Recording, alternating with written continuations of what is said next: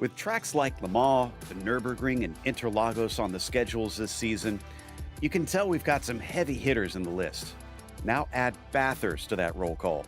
These drivers don't back down from a challenge, so let's see who steps up today as we get ready to watch round 11 of the Lotus 49 Grand Prix Legend Series.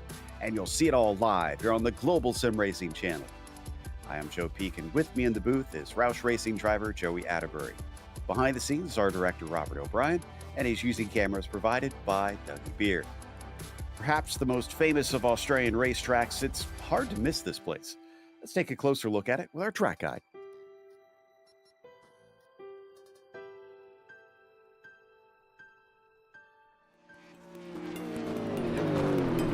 Welcome to Mount Panorama Circuit. Most drivers simply refer to this place as Bathurst, with it being located just to the southwest of the city's major hub. But most ominously, and perhaps appropriately, it's been nicknamed the Mountain. With more than 500 feet of elevation change over the course of a lap, it's easy to understand why. Though originally built for racing, it's become a street circuit over time, with the track itself used for regular traffic and featuring residential housing all along the roads. This makes this 4-mile, 23-turn course incredibly unique in the world of racing. In the past, the track has hosted a variety of types of cars, including open-wheelers. But modern safety standards means that most competitive racing has now been limited to sports cars and touring cars. However, the dangers are very real due to the incredibly high speeds and lack of runoff throughout much of the circuit. The quickest parts are the run up the mountain straight towards Griffin's Bend, and then the flat-out blast back down the Conrod Straight and into the chase. This chicane was added in the late 80s to break up the run down to Murray's Corner. But while most chicanes are derided for ruining the character of a track, the terrifying speed as you approach it and the general difficulty make it fit right in with Bathurst challenges. However, the toughest portions are undoubtedly along the mountain itself, with notorious corners like the Cutting, Brock's Skyline, the Dipper, and Forest's Elbow. In fact, one of the more unique worries of this course is that all of these parts are so narrow that track blockages due to wrecks are not uncommon in the first few laps. The Australian fans often line the fences and hillsides to witness the daredevil spectacle of drivers trying to claim King of the Mountain. You can't blame them with how rare of a sight a track like Bathurst is today.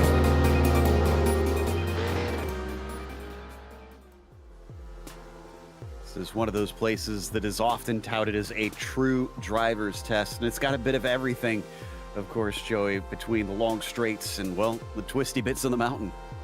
And it's going to be full of chaos, I feel, today, because we have lined up a ton of Lotus 49 machines to attack the mountain, Bathurst, Mount Panorama. 4 miles long that we are seeing here, 23 turns in length. A couple key areas to note off. Hell Corner, also known as Turn 1, very simple, 90-degree turn. We'll see how many people actually make it through there, but after that, a very up and down straightaway before we get to the mountain itself at Turn 2. A couple more areas, the Cutting up there, a very, very tight uphill corner. Have to be careful not only on the way in, but definitely putting the power down on the way out. The top of the hill, Skyline, up there, you go downhill all the way from the S's through the Dipper into Forest's Elbow, another area that we really have to look out for today. Make sure you get the car stopped completely, otherwise you will meet a concrete wall on the outside there, but it leads to the longest straightaway, your biggest and best passing opportunity down into the chase. After that, just a couple simple corners, and that's a lap around Mount Panorama. Simple as that, right? Well, Simple. Yeah. Simple. Well, let's take a look at the championship, though, because this might look somewhat simple, as it seems very close between the top 5 on the outside. Now, I made that mistake myself initially, trying to figure out where they sit with just 2 rounds to go. But the thing that is hidden is they have drop weeks, and Seb Tixier has a worst finish of 6th this whole season. He has been frighteningly consistent, so he's going to be difficult to overtake in these final 2 rounds. We'll see how it goes in the end, because the others could potentially overtake him, except for Jorge Nieva, who is mathematically out of it, even though he's only 36 points back here on the sheet. Just has too many drop weeks himself. He would not be able to overtake Tixier regardless. So keep an eye on that. We also have an F2 championship in this series. Right now, it is Bjorn Ackerman that is very commandingly out front, 28 points above Jan Steffen. But that battle for third place, definitely very close. Only 3 points separating Kurt Klamper and Michael Grissinger. A small gap between another close battle, only 1 point separating what will be fifth place between Eloy Verga and Costa and Tobias Harnvey there. So I'm curious to see how everybody plays on the mountain today. The rest of the names on your screen here: Terry Tromshauser, Shady Ahmad, Alejandro Sanchez, Kevin Verbruggen. They all had great seasons and are still kind of scrapping it out for that final top 10 in the points. And we have a Nations Cup as well that we keep track of. And right now, Spain is leading Singapore, despite Singapore's driver leading the championship currently, with Norway back in third. A little bit of a distance to make up there with Ove Trangray. The UK, often one of the strongholds in this series, as it is in real F1 and has been for a long time. But the UK is still almost 100 points off of the top spot, so don't expect them to be able to jump up to the top here in these last two rounds. Mostly down to Spain and Singapore to decide this. Looks like we're getting close to some laps being put down. Before we get to that, Joey, why don't you walk us through the race details? I mentioned we are closing out this season. We'll have one more race after today, round 11 of 12. 16 laps up and down the mountain here in Australia. Open setups as always. That means each of the drivers get to tweak and tune the car as best to their driving style to get that lap time that they need. And if you are curious, go and join the forums, join the community. They love getting everybody up to speed. No spare cars, so that means if you bang into any of your competitors or get into any one of these walls that are incredibly close to this racetrack, you will pay the price. A drive-through penalty at 17x, disqualification at 25. Joe, non-issue there. It's going to be the contact in the walls here. No doubt. It's not a track that you'll often see drivers run out of those incident points and still have a drivable car. As Topi Kortaniemi joins us for this one and is currently second quickest. Ove Trangray with the provisional pole. Seb Tixier, who, like I said, is in a good spot to try and wrap things up, is third. Not too bad of a position for him. I'm sure that'll won't hurt his chances of trying to take another championship, already with 2 to his name so far in the Lotus 49 series. Topi Kortaniemi flies down the Conrad straight, really being able to unleash the power of these Lotus 49s. This is where they shine in a straight line. Up and down this long straightaway before we get to the chase. Drivers will swing it out left, huck that car back into the right side, jump on the brakes, get it down a couple gears through what seems to be a simple, straightforward set of corners, but you got to make sure to hit this last one, Joe. It is important to get that last corner on the lap. Murray's, I always found it to be a little bit trickier than you'd anticipate because of that curb to the inside. And a 2-flat 5 for Topi puts him up to the provisional pole now. Ove Trangray is going to be the next one across. Can he take that pole position right back? 2:06? No, he is about a 10th off. And what I'm seeing right now, I don't think that Mick Claridge is going to be able to put in a qualifying effort. Joe, we're watching Seb Tixier on the screen. He's coming down to this final corner here. We're going to see if he's able to improve. He's currently sitting at a 2:01.0.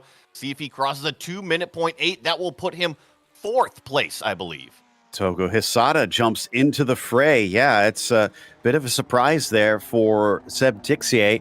And yeah, Mick Claridge's first lap got deleted. Did he actually wreck? Is that why he's just getting going? I don't know if he wrecked or not, but he was able to do that second lap. But I was watching the timer. There's no way he can finish this lap in the 48 seconds we have remaining. Wow. And so that's going to be a huge disadvantage for him, having to come from the back of the field, especially since I know one of his big things that he's looking for is the fastest lap. And if he's stuck in the middle of the pack, that's going to be difficult unless he can get some clear air during the race to try and do so. Zoko, also one of those, obviously, who's just too far back on the lap to try and set a time. So our grid is set. Let's go through our starting order here today. Topi Kortaniemi gets himself a pole position over Ove Trangray with Togo Hisada, one of our championship contenders, starting from third. It'll be Seb Tixier in fourth, followed by Jorge Nieva in P5. and Bill Tyler will be 6th. Then it is Arturas Kundalis in the 7th position and Leo Sequeiro in 8th. John Olson starts in the 9th spot, followed by Steve Morris, rounding out your top 10. Then in 11th place, we have Pablo Rodriguez Joglar. Then Daniel Perez Hoya lined up in 12th. Ricardo Ruiz in 13th.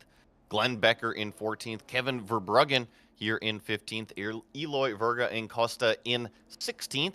Row number 9 includes Ray Oliver in 17th. Luca Harrison lined up 18th. And row 10 will be Robert Plumley and Marco Antonio Lopez Salgado in 20th.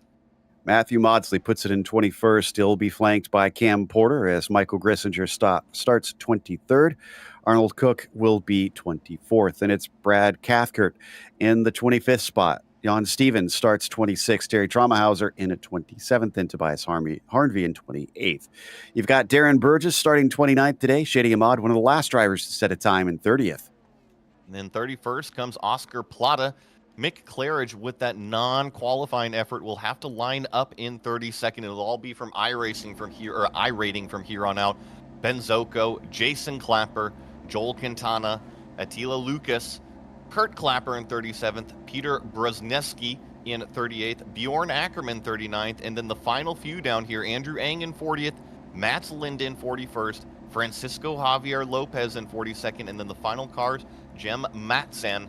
That's 43 cars, Joe. Yeah, and they go around Murray's corner for the start. So there's going to be a few that have a little bit of a tricky one here at the beginning. And I wish Australia, or I bet Australia wishes that it was those temperatures here, because it's currently set on November 25th. But this is in the midst of their summer out there. So it's getting quite hot for those down under in the real world. But it'll be cool today, trying to get the temperatures up and ready to go. I do love this quip. Someone in the chat said that Mick is going to be trying a clapper down there to start from the back. Here we go. Lights are now up and the engines start to rev. Green flag is out for the penultimate round of the Grand Prix Legends Series. Third place does not get going. Togo Hisada struggling off the line. Tixier around the outside, but Togo sends it in deep and takes it right back. Behind them will be clean through Hell Corner. Yeah, the little bit of a gap breakaway from the first 5. You see the rest. Oh, now we got contact. I see a car spun around in turn 1. It looks like for the most part it's stuck to the inside. Everybody is making their way through. Brad Cathcart and Ben Zocco got caught up in it. Poor Ben is luckless sometimes, just can't seem to catch a break for long periods, so he'll get sent to the pit lane with that hit.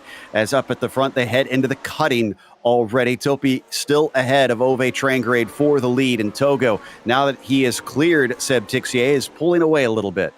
It's the top 3 that have now pulled away. The tires still kind of getting up to temperature, although they should, for the most part, feel pretty stable right now.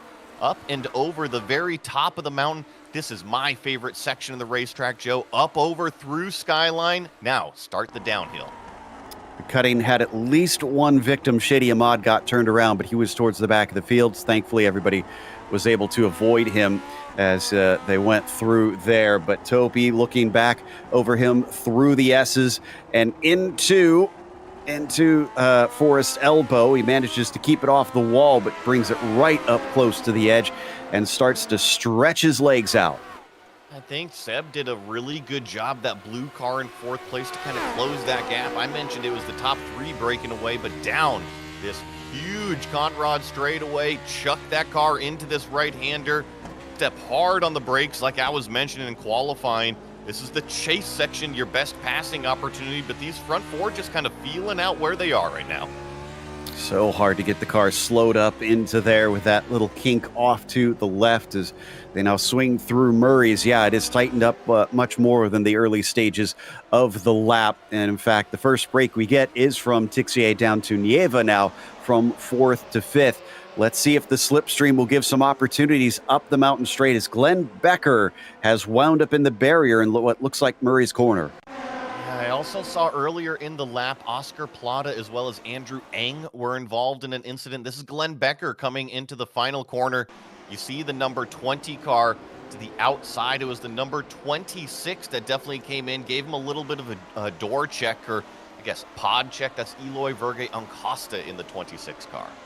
Unfortunate to see that he was just kind of a victim on that one. Came in up the inside and shoved him out of the way unceremoniously, but I think he should be able to get the car going despite that thwack into the tire barrier.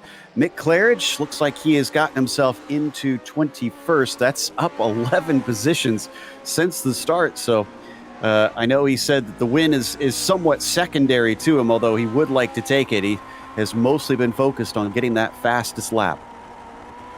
Been kind of keeping my eye on him, and he had a tremendous first half of the lap. Things kind of slowed down just a little bit as they started to come back down the side of the mountain, but I think Mick is doing the right thing right here. He needs to keep a level head. He understands that he is much, much faster than these cars in front of him, but you can't just drive through them. They are out there racing a race as well.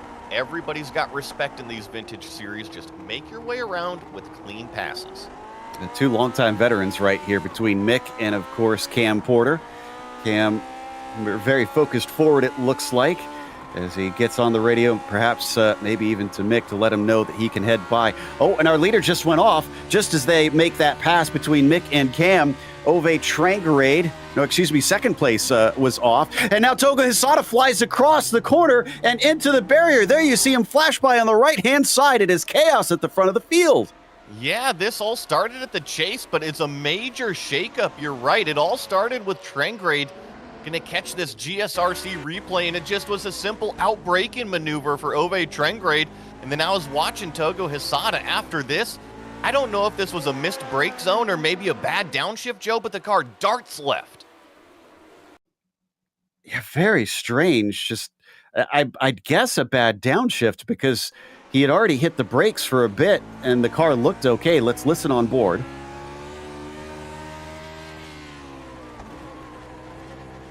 No, you know what I think it is, Joe? I think that Togo jumped on the brakes, realized he was going to run into Topi in front of him, and instead of doing that, literally just chucked the car hard left to avoid the accident.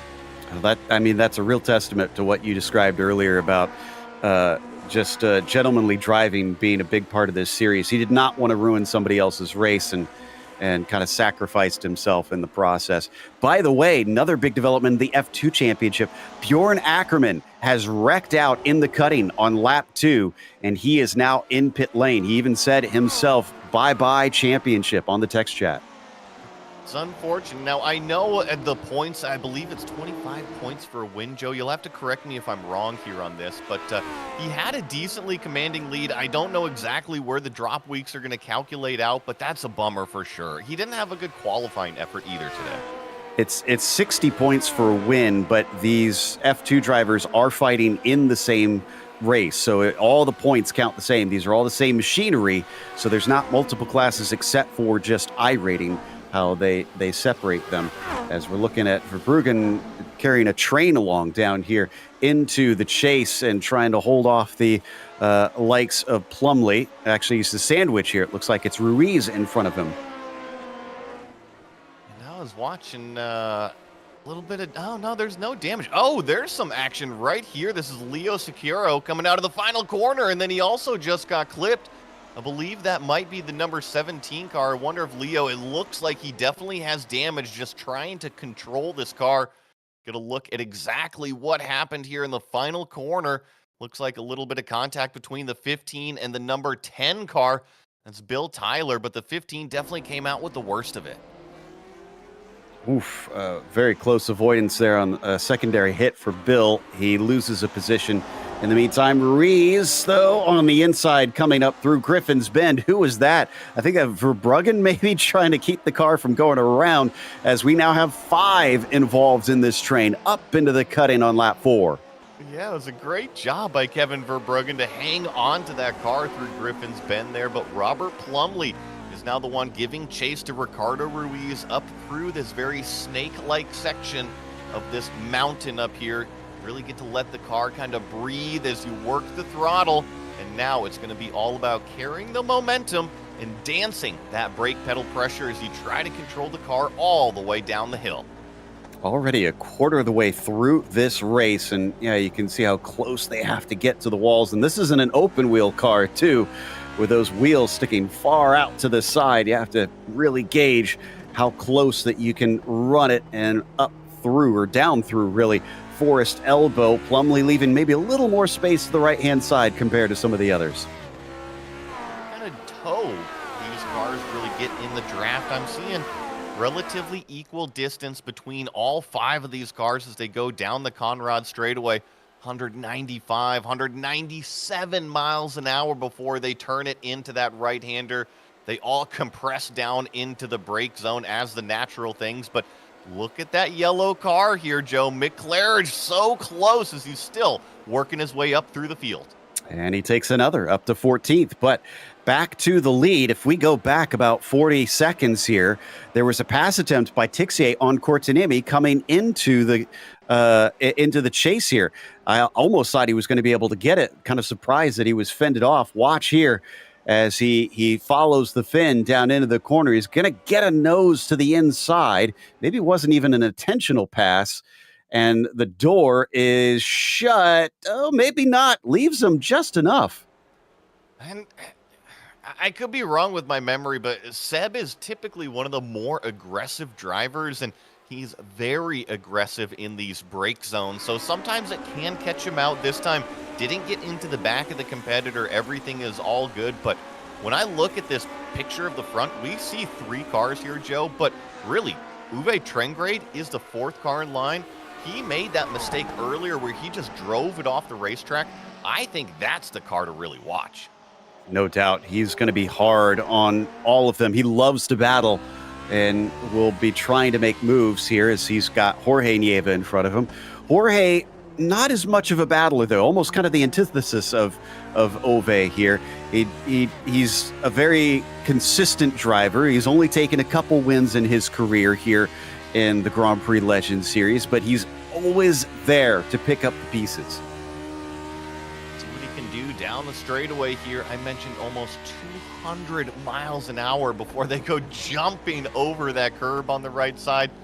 Make sure to get all of that momentum stopped and then get it back going again as we come up through the gears, complete another lap. And you see how hard Trengrade is really pushing it. He was clobbering the curbs on both sides of the car. Uh-oh, Cam Porter's facing the wrong way up the hill, and he's kind of in a bad spot in the S's. This is a very blind portion. He's waiting for an opening, and well done on his part to be able to get that turned around without causing a big accident. But how did he get here? Let's take a look at the replay. Oh, spun it on his own. Yeah, I don't think there was any contact there from that 37 car, and it's so tedious through some of these corners, Joe. No downforce in these cars. You really have to pay attention to what's going on underneath you. Unfortunately, it did get away from him. Can't blame him too much. They're tricky. As we come over to Michael Grissinger, who's been having a couple connection problems from what I've seen, and I think may have let a few of these cars by. And now, Steve Maurice has towed to pit lane. Something big must have happened for him. In fact, he's expressing his frustration in the text chat now. Yeah, this is going into turn number 2, Joe. It looks like there's already contact. There's already damage on this number 25 car. So, yeah, as soon as he goes onto the brakes with a broken car, it doesn't drive straight. Right into the wall, and that'll do it. Just smashing the suspension. He immediately exited the race as soon as he got to pit lane, as we're side by side through McPhillamy Park. You almost never see that work. That was very brave. Who was passing Plumlee? Togo Hisada. That makes sense. Yep, the car with the missing front end is Togo Hisada that we're looking at right here, charging his way through the midfield, doing an amazing job with that wounded machine. And you see right in front of Togo, he's actually got a line of cars. So maybe with the slipstream, the body damage not hurting him too much. Which is mighty impressive because, I mean, they're doing, let's see, he's getting up to 195, 96, 97, 98 miles an hour, 198 with the nose of the car missing, which I know you wouldn't think these are aerodynamically sensitive vehicles, but they honestly do kind of need to stay pristine. And Costa in front of him, I think, looks like that car is pretty good at the moment. So can he make up the ground? Better exit out of Murray's corner, gives him a good shot into Hell Bend. Yeah, and actually Eloy is going to let him go, so Togo picks up a nice position right there. I think you just got to flip on the extra floor fans with no body work in front of you. You got the air conditioning on, so all that air going to the front leg. So maybe Togo Hosada likes the airflow, but I think a top 10 definitely doable. I'm looking at Mick Claridge as well. He's already in the top 10, Joe.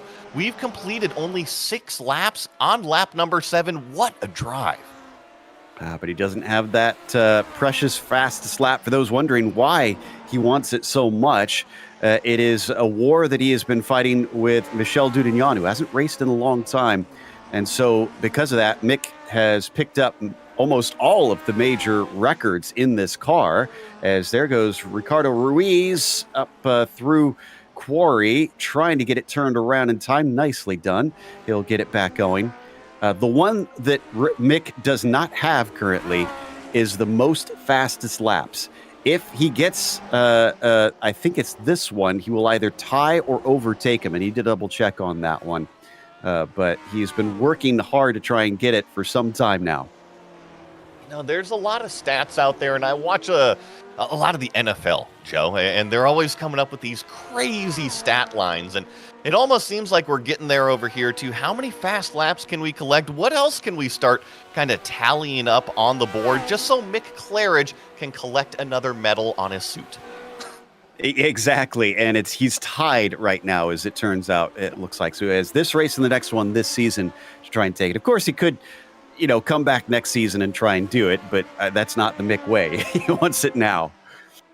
Oh, and you see that purple fast lap here? Ove Trengrade, a 2-minute .844.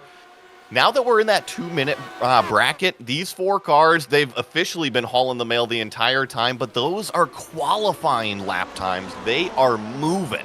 Whoa, moving a little too fast. Ove Trengrade up into Griffin's Bend, loses time trying to gather the car up, and he falls down a little bit. Claridge takes another one past Hoya just now, I can report, as we watch these leaders. And once again, Ove Trengrade went wide at the cutting now. I don't know if maybe he damaged the car that we didn't see, but it certainly has been a couple laps in succession that he's gone a little bit far.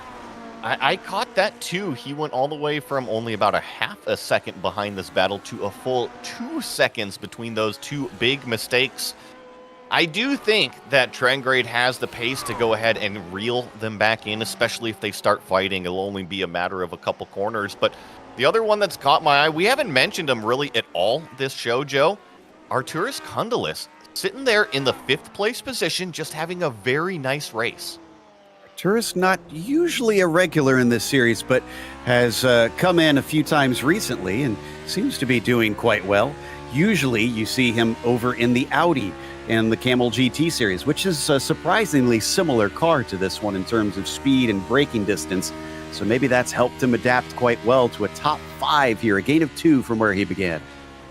He's going to have to deal with a little bit of an odd situation as he worked his way around that lapped car. That was Lucas back here, and thankfully he was able to stay out of the way. We mentioned just the camaraderie between all of the racers out here. If there is any contact, trust me, it is not malicious. Oh, and Michael Grissinger, one of those dangerous places. Drivers behind him, thankfully looking like they are aware coming in. And once again, we're going to get a visual on what put him in this spot. Car getting loose as soon as he turns in. And when he tries to save it back around, the grass is going to put paid to that. Different, and then very close there for the 35, as I believe they were just able to sneak their way through. Kind of similar to what we saw in Cam Porter, albeit a different downhill corner. Seems like when these cars get yawed out on the entry, you really have to be on top of it with that car correction. Otherwise, it will come all the way around. Well, Topi Kortinemi, who's used to being up towards the lead in the Lotus 79s, is doing much the same here today in the 49s. Another driver we see occasionally, and Seb Tixier would like to probably take the win on this one to help solidify things for himself, but he's been denied so far. Can't quite seem to get past that fin. Gotta kind of judge where they are better, where you are better. Kind of add that all up, do the math calculation in the head and say, hey, should I make a move now? Or am I content to kind of sit back here, study them a little bit more, and then save my move for more towards the latter half of this race where they aren't expecting it.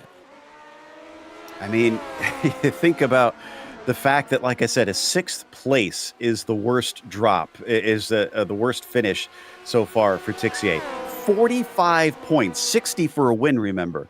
That's not really going to hurt him all that much compared to his rivals if he doesn't win this race. So he'll still have, I think it's 55 points added if he finishes in 2nd place here. And he's hassling him pretty much every corner on this track with a little less than half the race to go. I think there's opportunities, including with Topi making a mistake like that out of the final turn.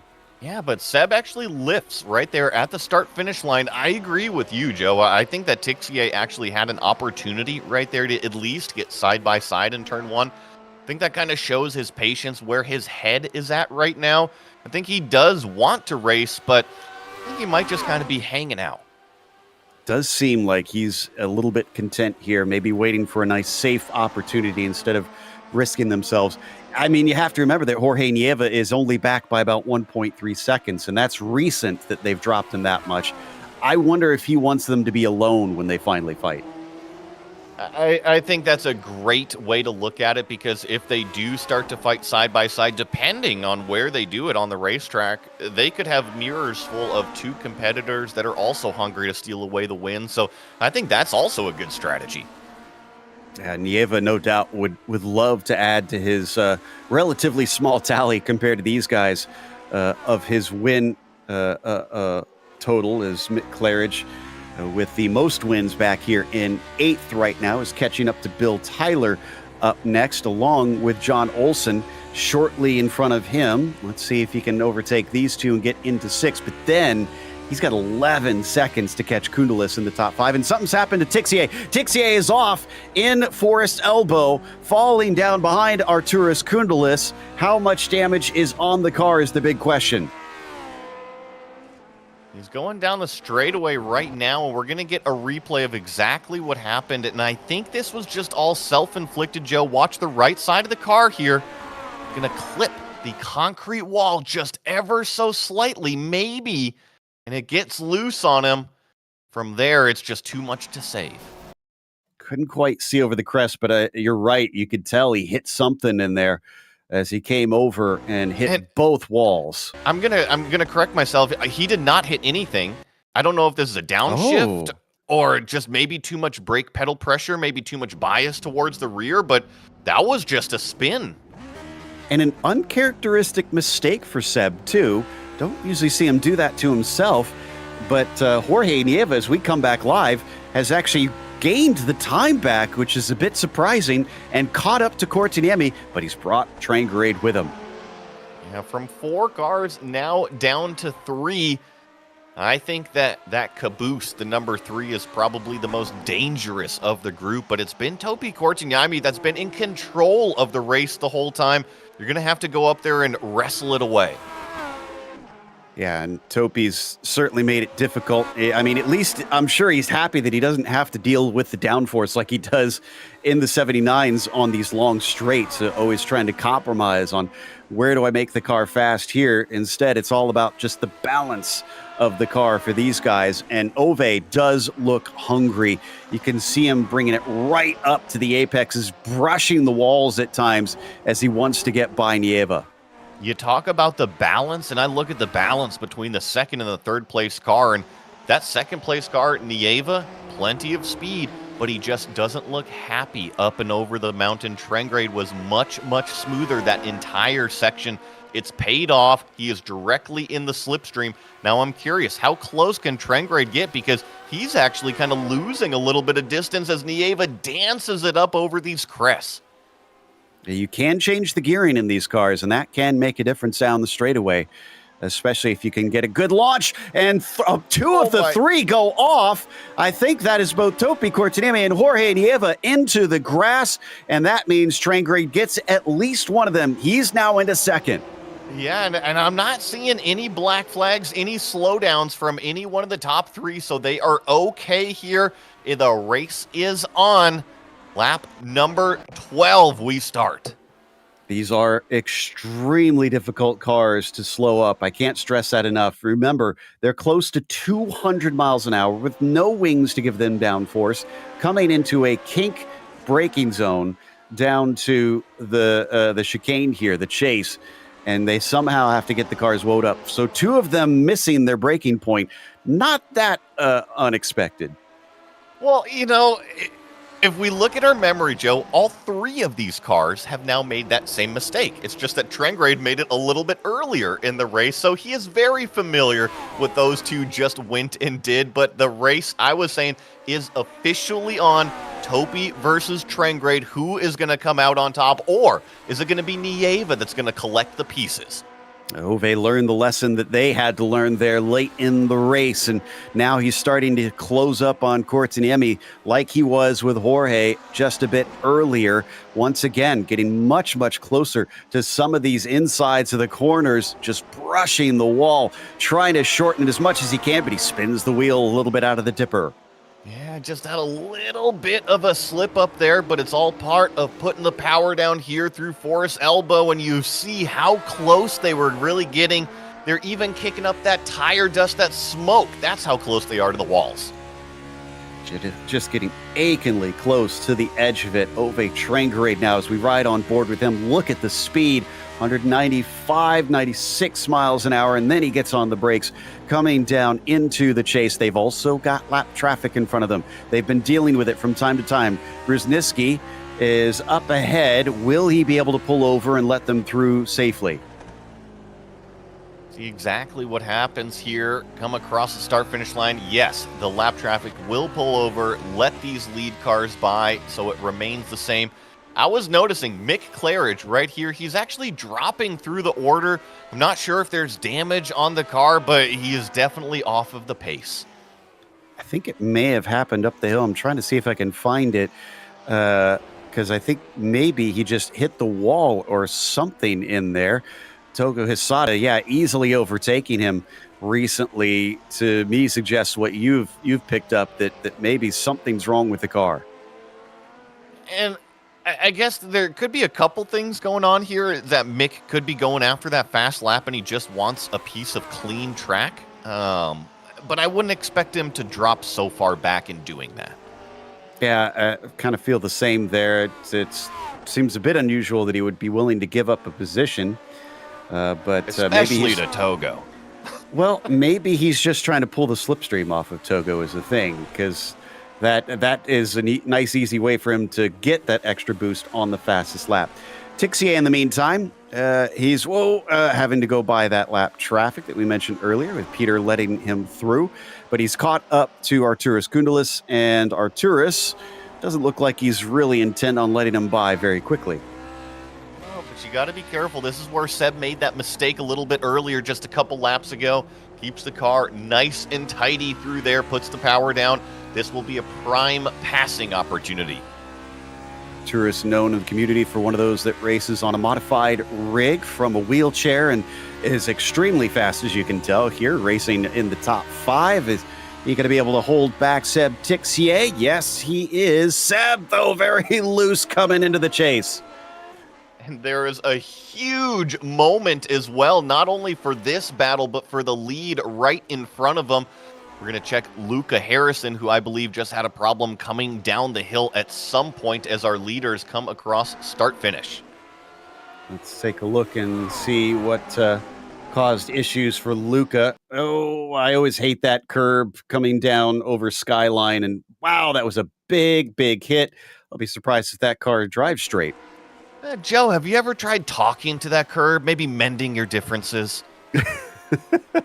I'll give it a shot next time I'm up there. I can't think I can slow down too much because those behind me might not like that. Oh boy, do you see what just popped up on the screen here? Purple, fastest lap for Mick Claridge. And it looks like about 7/10 quicker or so, 5/10 quicker than those behind him on the fastest lap. I think the next one up is Trengrade.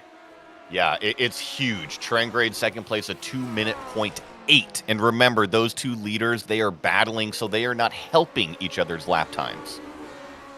Oh, and somebody behind Mick facing the wrong way up through the cutting. Hopefully that doesn't cause more problems. We've gotten pretty lucky, honestly, on the accidents here.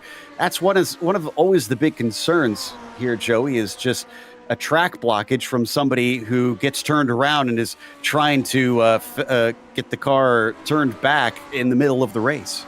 It's an incredibly narrow track, whether you're going up the hill through the cutting or down the hill here and down through Forest Elbow. There's so many areas that get extremely narrow. And when I say narrow, there's no runoff. Look, concrete walls on both sides. Where do you go if you're perpendicular? Exactly. It is old school in that sense. They've tried to make it safe as much as they can, but it's still a wickedly dangerous circuit, in real life, and not as much for life and limb here in the sim, but you can throw away the car so easily around here. 2 laps to go now, and Topi Kortaniemi, who has been leading this entire race, still only has about 3/10 over Ove Trangrade. Surely he's going to do something in these last 2 laps to try and steal that away. I think so. I think Trangrade has been very, very smart. I always like to look at the big picture, the big Bob Ross landscape, right? And Trangrade had a terrific drive after his mistake, so he is extremely hungry to grab away this win. I was going to look. The other big one that I see, Joe, Togo Hasada, after making that self-mistake, chucking it into the wall, he's fought all the way back up to the 8th place position, even right on the back of Bill Tyler as he's making a look down here into Griffin's Bend. And looks like Tyler's not going to fight it. He'll let him through. We've got McClarridge in behind them on top of things. A little bit of a defense from Togo just to make sure that Bill doesn't try something sneaky up into the cutting. And now they have to probably stay single file for a number of corners. Really gets narrow through this section right here as they squeeze their way up and over some of these crests. But now you get to let the car breathe, really flow that momentum up through these sweeping corners. This track has been around for a long time. Whoa! Seb Tixier finds yet more woes and looks like he may have hit the wall there from that one. As we watch now from on board, still fighting with Kundalis here. And he's down through the S's. Oh, he lost control. This time he took an even bigger hit into the wall. Does get it going surprisingly quickly. Yes, but I'm watching him right now, and the car, it definitely looks maybe more like a Lemons car going down the straightaway, Joe. I mean, he only has to do it for one more lap. I guess about a lap and a half with the damage. So I imagine he's probably going to keep trying to drive it and just limp it home. And at that, okay, you were mentioning how amazing all of his finishes have been. Well, if he still holds on to it, still only 5th place. Just unbelievable. I don't know how he manages that. So let's see. That would still not be his worst finish because 6th is his worst. His battle is on for the lead on the last lap. There was a look trying to cut back underneath from Ove Trangrade, and look at the wisdom from Topi Kortaniemi. Just blocked him off, and that halted the momentum from Ove as Nieva tries to see if he can sneak inside, but nothing doing. And I think the gloves are off here on the last lap. Nieva was struggling to keep in touch with the top 2, but I think if Trangrade falls into Nieva's lap, Nieva will gladly accept a 2nd place. Oh, yeah, he will jump on that if he can get the opportunity, but he falls off a little bit once again as Trangrade gets his feet back underneath him. Can he get close enough to attack on the slipstream down Conrad? That's the big question. Kortaniemi trying to run away, trying to get far enough ahead so that he doesn't give him an easy pass down the run towards the chase. And the Forest Elbow, is going to be decisive in that. Oh, and Trangrade really got the car nicely tucked to the apex, used all of the exit there you saw up against the wall, but it's all down to the slipstream now, Joe. Can he go that late on the brakes? I don't think he's close enough, but if I know Ove, he's going to try. He's pulling him in, but he looks a little bit far back, and a bit of a defense at first, then back to the racing line there from Topi. Too much from Ove Trangrade. Nieva's going to pick up the pieces as he always does, but it is Topi Kortaniemi who holds off the attack from multiple drivers today to take the win at Bathurst. A great strategical drive from that number one car. Jorge Nieva will come across the line in that second place position with Trangrade rounding out your podium. Togo Hisada, John Olson, Bill Tyler, they are all swapping it up, coming out of the chase right now. Togo's fighting hard as John Olson tries to defend, breaks a little bit too early in comparison. Togo the long way around. This time he makes the corner and he's going to take the spot. Two gone, unfortunately, in that final corner for John Olson as Bill Tyler also got by him. Tixier, by the way, did finish in fifth despite a massively damaged car. Yeah, fifth place by a solid 6.5 seconds. As we check in, this is Mick Claridge. He's already crossed the start-finish line, and it also appears, Joe, he claimed that fast lap today. So he now has most wins, most podiums, most pole positions, most hat tricks, and most fastest laps. And that's not even all of them. I think he has most wins in a season as well, in a single season. Just an incredible plethora that Mick Claridge has pulled together. So he'll be really thrilled with the fact that he was able to do it there. And we'll go over the full results here in a little bit. But in the meantime, we're going to take a break. Stick around. We'll get you those results as well as driver interviews after this.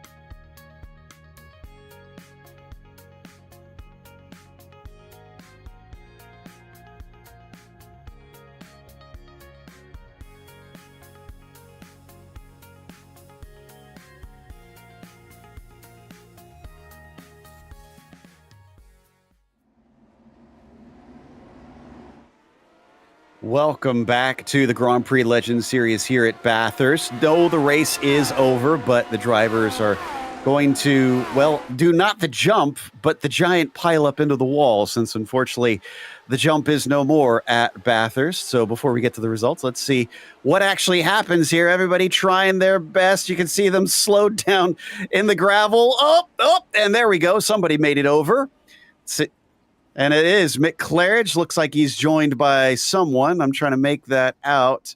Looks like and Costa is also going to get over. And somebody wound up just about halfway. I think that's Salgado, who and Togo Hisada, perhaps, that we're hearing as well, that is kind of perched Tony on Hawk. top of it. Yes. It's a nice little stall there, I guess, on the lip. But let's take a look at the results now that we've had our fun. And it is Topi Kortsanemi who takes the win today over Jorge Nieva. Another fantastic second for him. Trangrade, he tried his best for the win. I got to give him credit for at least giving it a go, but he has to settle for third. Arturas Koundalis with an excellent fourth over Seb Tixier. Another top five. That might actually wrap up the championship. I'm not sure on the stats, though.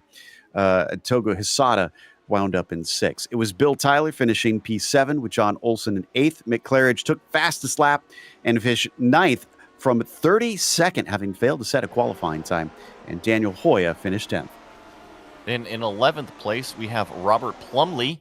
12th is Kevin Verbruggen, and then 13th is Eloy Verge and Costa. Marco Antonio Lopez Salgado rounds out 14th. Ricardo Ruiz, after a spin, will finish in 15th. Terry Tromshauser in 16th. Michael Grissinger, 17th. Tobias Harnvey, 18th. Cam Porter back here in 19th after his spin. Mats Linden winds up in 20th. 21st goes to Jan Steven, the last driver on the lead lap, surprisingly. There was a lot of attrition here today, sending many laps down. Luca Harrison in 22nd, a lap down with Kirk Clapper 23rd. Peter Berdysky in the 24th position, and then Darren Burgess 25th. Francisco Lopez, last one lap down in 26th. Andrew Ang, 3 laps down in 27th, followed by Glenn Becker 28th, and Arnold Cook 29th. Then it was Attila Lucas finishing 30th today. And only a couple more cars actually finished. Shady Ahmad crossed the finish line in 31st place. Unfortunately, the majority of the rest of these did not finish. Bjorn Ackerman actually got back into the car and took the checkered flag back down there in 36th, but the rest of the names here did not see the end. You could tell Bjorn really wants that championship. He's trying to keep himself in the hunt there in F2. But yeah, this is it with retirees from there on down. Poor Benzoko not even making it through the first corner, unfortunately. Well, Topi Koirtiniemi did make it through the first corner. In fact, he was the first to the finish line here today. Topi, congratulations. And it looked like you were given a good run from those behind you. Ove, Jorge, Seb, they all had a try. Oh, yeah. I was so slow with my race set. I just got the setup ready like 1 hour before the race, and I didn't really have any confidence in it. And in the race and a cold track like this, it was so oversteery. I was waiting to the mountain section every lap, and Uwe in the mirror didn't help. Yeah, I mean, that's impressive that you withstood that pressure this whole time, considering the lack of preparation. I have to ask, though, was it nice not having to try and compromise downforce or not for the straight line? I don't know, really. Yeah. Well, I mean, you dash in. Obviously, I know you like these big challenge tracks coming in to try and get a good finish. I mean, what is it about these cars on tracks such as the Nürburgring or Le Mans that you like trying to come in and prove yourself? I think it's a challenge, and I think it forces you to up your mental game, because that's what it is when you go fast. It's all in the head, really. I need to improve on that, so that's why I like it. I think that's a good way to train, honestly. So I'd say you did pretty well, all things considered. Are we going to see you back for Phillip Island, or are you going to wait for next season? Well, let's see. I might be busy. It depends how the Camel Championship turns out for the last round, but we'll see. It's a fun track, maybe. All right. Well, thanks for coming in. Congratulations on the win, Topi. Thanks, Joe. That was your victor, Topi Koirtiniemi. And it looks like Joey has caught up with Jorge Nieva, who picks the pocket of train grade to take second in the end. Yeah, Jorge Nieva, congratulations on the second place finish. Thank you. I'm exhausted, and I'm very sad for Robe because he made a fantastic race, but I needed to do it. I wouldn't feel too bad for him. I think that all of you made the same mistake at the end of the chase where you all kind of outbraked yourself at one point or other in a race. But let's talk about the last lap. You did a terrific job basically collecting the pieces there. Talk us through that and stealing away second place. Well, I knew they were faster, but I hoped that Obe could try to make the move, and I wanted to be near. On the previous lap, I did a very good lap, my fastest lap of the race, and I was very near to them. I even made it Ove a little farther to Topi than on previous laps, but they were faster, so Ove went on to Topi, and I thought I didn't have any chance, but I was lucky, I suppose. I already thought that P3 is all right, but well. just luck. It's funny because that's exactly what I thought was going through your head at the time, is that you want second place, you're very happy with third. I have to ask you though, on the last lap, if Trengrade is there in front of you, are you making that move to try to steal away second place, or are you happy to see him go up there and try to fight for that lead? I wanted to pass Ove. I couldn't because he was too far, but I didn't want to try for the win because I want to overtake Ove in the championship. So I only needed to finish in front of him, and well, I couldn't. I only make one little try, but in the end, he made the mistake. I love the answer. That was perfect. It shows that you are incredibly smart, really knowing and analyzing exactly what's going on around you on the track. So congratulations on the second place, Jorge. Is there anybody you want to give a shout out to? Well, I think I have to congratulate Seb because if I'm not wrong, I think he's the winner of the championship with one race left. So congratulations to Seb and thank you guys. That was an amazing race from the number 7 driver, Jorge Nieva, walking away with second. Now, not on the podium, but with the fastest lap of the race, Mick Claridge joins us. Mick, you've taken the most fastest lap stat now.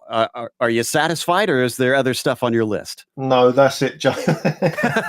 That's it, mate. No, do you know, I mean, we chatted about this earlier in the week, didn't I? And in all honesty, it really does show how fast Michel is and was. And hopefully he's coming back by the end of the winter. So you heard it first.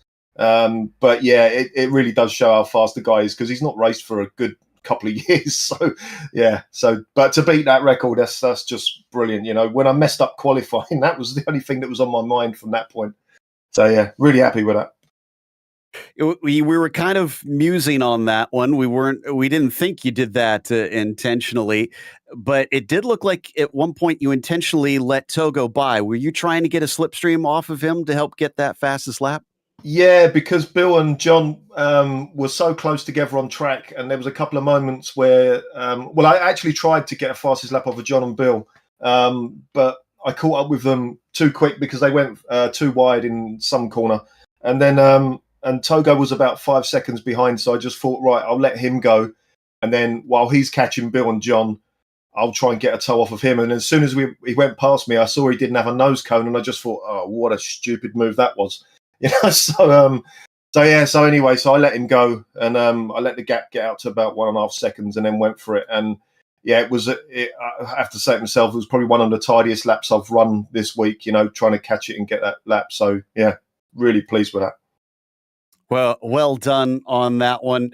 Last question for you: are you still on the barbecue racer? Absolutely, man. Do you want to listen? Hold on, let me just move my microphone because I don't want it to. Yeah, check it out. Those hamburgers sound a little well done, Mick. Yeah, I'm going to put some, get some food going in a minute, you know. I'm going to have the boys round in the village and grab them in, say, yeah, got the fastest lap, so let's get some burgers going and some sausages. And they'll say, what are you going to use? I'll say, well, I'm going to use my racing rig, you know. Exactly. I mean, it's multi-purpose. It does Absolutely. everything. That's it.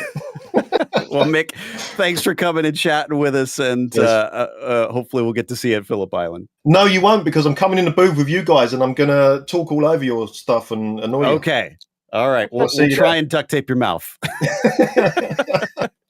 Cheers, guys. As Mick Claridge taking the fastest lap. Let's see, real quick, Joe. Do you want to have a chat with Togo Hesada since he had an exciting race himself? Sure, let's do it. Togo Hesada. Now, I know that you're not on the podium today, but I want to ask you, was that a mistake that you just missed the brake zone and had to dive it off into the tire so you didn't collect a competitor, or what happened? Yeah, I think that I failed to manage the braking with Toppy. I'm very strong the last corner braking, I think, this week, and that's why the last turn, the last final lap, I just made a bus, so that I just really, have a confidence of the last corner. And that lap, I think, yeah, a little bit, I just, miscalculate of the range between me and the Toppy, and that I just, I'm really I like to bump the Toppy in the on the corner entry, so that I have to avoid as much as I can, and that's why I just cut in the glass and and crash. So, for all of the other young racing drivers that are watching, you are a former series champion. When you make a mistake like that early in the race, how do you continue to do laps and fight back? Because you've climbed all the way back to 6th place, had a tremendous race after that. How do you keep your mind focused forward? I just afraid to lose my eye rating. And I know that I have the pace this week, so just the test my skills, and the my nose is completely destroyed, so the straight line speed is so slow compared to the other cars, so that I have to pass on the mountain section or the hard braking section, so that it's very interesting, and yeah, it's really good skill practice um in these situations, so that that's my mindset. It's awesome to hear. It sounds like you're a very analytical driver, that you analyze what is going on underneath you with the damage and then take it as a new challenge to go up there and climb and gain some position. So congratulations on making the best out of the early mistake. Is there anybody you want to say hi to? Yeah, Lotus 49 community, and the GSRC broadcast team, and my friend actually watching this broadcast, so him. Well, that was Togo Hisada coming home 6th today at Mount Panorama.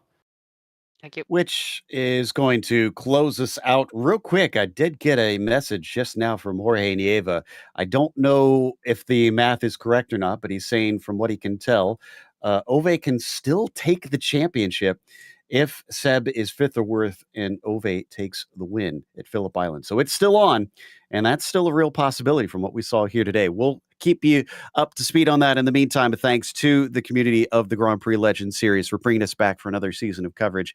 And thanks to the team today, Bobbert, Joey, and Dougie. Make sure to check out our social media, our website, and our merchandise store. Also, don't forget to subscribe to our YouTube channel so you don't miss a moment. Like we said, Phillip Island at the next round will be Saturday, December 2nd. Sadly, I actually won't be able to be there to be with Mick, so it might just be a Mick and Joey show. That'll be at 8:30 a.m. Eastern. Be sure to check out our other broadcasts that we have listed here, including a little bit later this afternoon, Camel GT Series goes to Daytona. That'll be at noon Eastern. Until next time, race clean, race hard. We'll see you on the track.